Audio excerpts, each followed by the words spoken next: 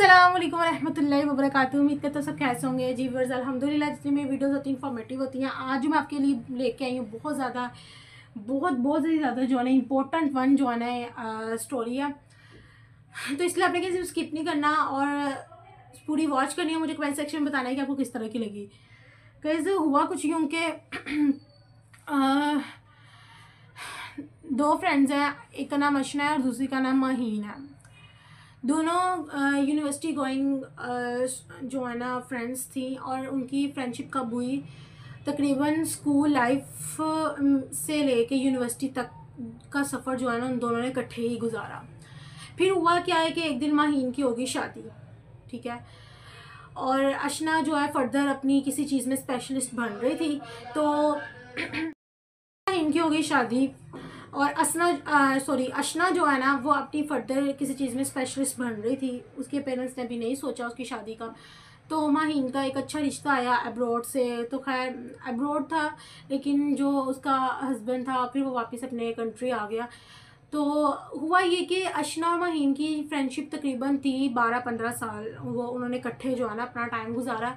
फिर जब शादी हुई तो 100% फिर माहीन जो है ना तो अशना जो है ना वो अब देखने लगी कि पहले तो फिर भी टेक्स्ट वगैरह कर देती थी। शादी के बाद 1 हफ़्ता 2 हफ़्ता उसके बाद इसने मुझसे बात ही करना छोड़ दी। महीने में एक दफ़ा कॉल। फिर आस्ता आस्ता हुआ क्या कि 3 महीने बाद उसकी कॉल आनी, 2 मंथ्स के बाद 3 मंथ्स के बाद सिर्फ कॉल आनी हाल चाल के लिए। 5 से 10 मिनट्स में सिर्फ बात होती, उससे ज़्यादा नहीं थी होती। तो वो गिले शिकवे करने लगी कि हमारी इतनी अच्छी फ्रेंडशिप थी, हमारी शादी की हुई कि तुम चेंज हो गई।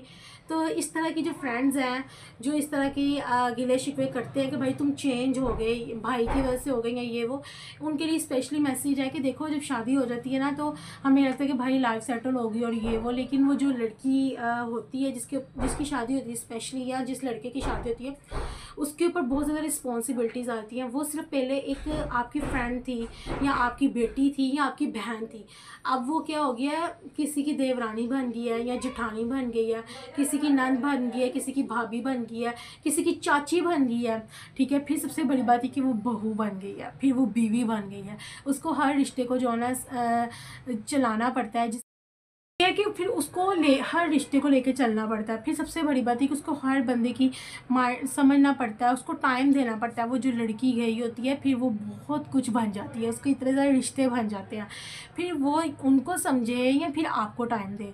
फर्स्ट ऑफ ऑल तो वो अपने पेरेंट्स को भी टाइम नहीं देती होगी। कॉल भी उसने वीक में 1 से 2 जो है ना 2 टाइम करनी होती है, वो भी विदिन 5-10 मिनट्स कॉल पे बात होती होगी।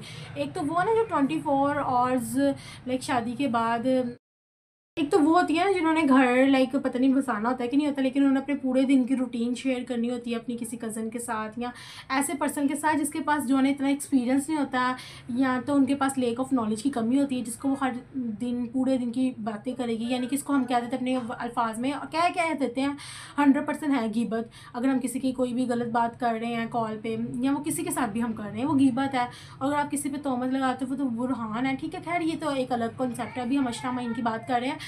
तो ये आज की जो स्टोरी इसके अंदर ये मेन पॉइंट ये है कि जब देखो एक शादी होती है ना फिर टाइम देना बहुत ही ज़्यादा मुश्किल हो जाता है, क्योंकि उसने फिर हर बंदे को लेके चलना होता है, उसको समझना होता है। और वही लड़कियां जो है ना अपनी अज़वाज लाइक शादी के बाद अपनी शादी लाइफ में, माहीन अक्सर उसको कॉल पे समझाती थी कि देखो मुझे तो कह रही ना कि टाइम नहीं होता ये वो, तो मैंने हर चीज़ को लेके चलना होता है, सबकी टाइमिंग अलग होती है, उनकी टाइमिंग ये वो, तो मेरे पे बहुत ज़्यादा रिस्पॉन्सिबिलिटी।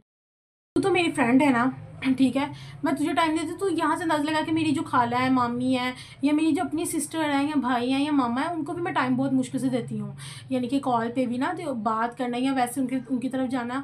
तो ये काइंडली उन सबके लिए मैसेज है कि जब आप किसी के साथ गिला शिकवा स्पेशली उनके साथ करते हो जो शादी के बाद, तो आपको तो शुक्र अदा करना चाहिए, शुक्र अल्हम्दुलिल्लाह करना चाहिए कि भाई वो अपनी लाइफ में खुश है या हर चीज़ को एडजस्ट कर रही है। उसको टाइम ज़रा लगेगा हर बंदे को समझने में, ठीक है।